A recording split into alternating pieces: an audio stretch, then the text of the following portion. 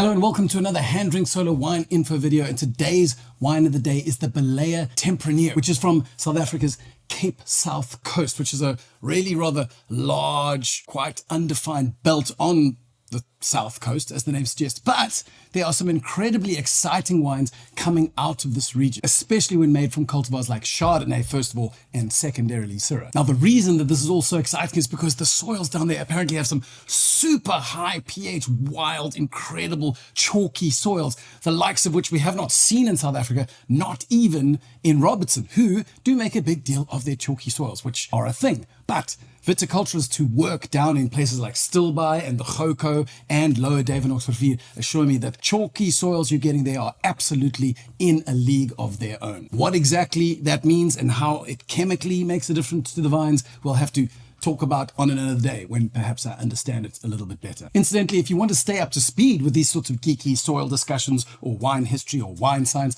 or some of South Africa's most dynamic winemakers, then subscribe to the Hand Drink Solo YouTube channel, because we have more than 350 videos like this one. And give us a like, because it does help other people to find our content.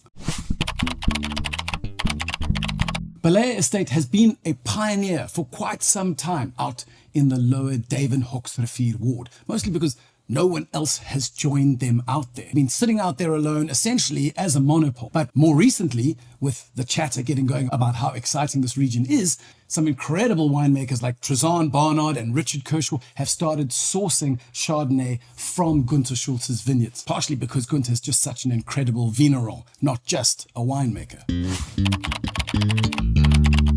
The name Baleia means whale in Portuguese, and this has led many to believe that the estate is in fact Portuguese owned or of Portuguese heritage, but this is really a misconception. That Portuguese connection comes from the fact that the entire coastline has been heavily influenced by Portuguese explorers over the last 300 years, with people like Vasco da Gama or Bartholomew Diaz coming down the coast and naming various bays along the way, not least of all Mossel Bay, St. Helena Bay, and Cape Infanta, which used to be Cabo Infante. But probably most relevant for today's discussion, the Bay of St. Sebastian, in fact, used to be called Baleia Bay. And so the name of the estate is, in fact, harking back to that original Portuguese name. Perhaps a final clue as to why this estate is definitely not of Portuguese heritage is that if they were, they probably would have labeled this Tempranillo as either Tinta Roriz or Aragonês, which are both synonyms for Tempranillo in Portugal.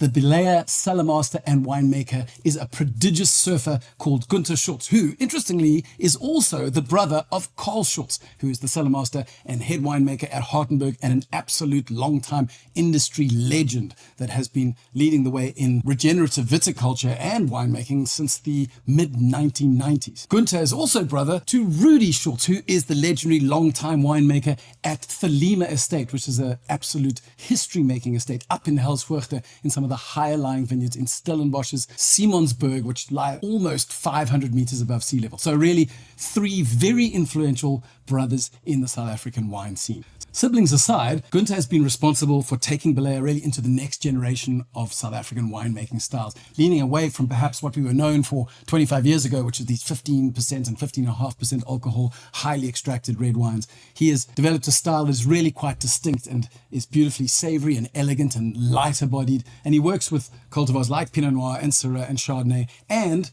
this particularly limited Tempranillo. But then again, it's no good being limited unless you also taste great. So let's get into the glass and see what awaits us. When we give it a sniff, well, up front, I get what I detect from a lot of South African Tempranillos. In fact, a lot of Spanish Tempranillos as well, which is a note of rubber. And that's why I'm going to say that you either should decant this wine or open it a little bit earlier, or just let it sit in the glass for a bit, because that is all going to blow off and then you'll get a whole different set of aromas. So having given it a little bit of time, we get back into the glass, and what we get now is really a rather lovely mix of perhaps wild blackberries, some plum, definitely floral lavender, a tiny touch of pepper in there too. When we give it a sip, well, I think you can immediately see what I was saying earlier about the lighter, more elegant style, because what we have here is a beautifully fresh kind of palette of some of that plum note that we smelled, but also cherries, a little bit of raspberry. It's quite a fresh affair. And really, this is interesting to note that while Tempranillo doesn't have particularly thick skins or is known for particularly high tannins, often you get big productions of Tempranillo. And from Rioja especially, where they see loads and loads of oak, you get quite grippy, big wines built to age. And so the impression people have is that Tempranillo itself has to be that way. And yet this shows us very clearly that that is not the case. What we get here is that lovely mix of plum, red cherry, but slightly darker, moodier hints as well. So you do have fennel, you do have a slight bitter licorice root. And then right on the finish, these kind of savory roasted plum skins. And that saltiness is something that all of the Baleia wines seem to have. Okay, so that's all we have time for today, but I have left links to 2 videos, one of which will give you a slightly broader idea of what's happening with Tempranillo in South Africa, and the other is to a Tinteroritz made by De Krantz, and that's from Carletstorp up in the Klein Karoo in the South African interior, and that will again just give you a whole different view of what's being done with this cultivar in the dynamic South African winelands.